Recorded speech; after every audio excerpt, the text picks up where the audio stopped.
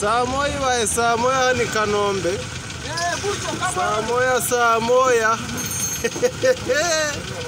Noneho imihanda wapi yose irabanye.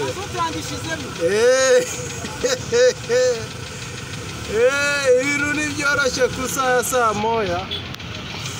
Uri ku Ruziga televiziyo? Ubu turi ku Ruziga TV.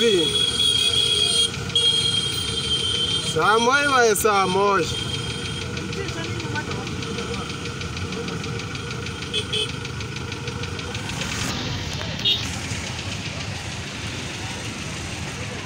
Saa moya.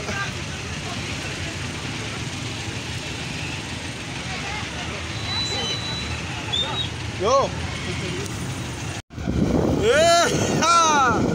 Ambutiaje.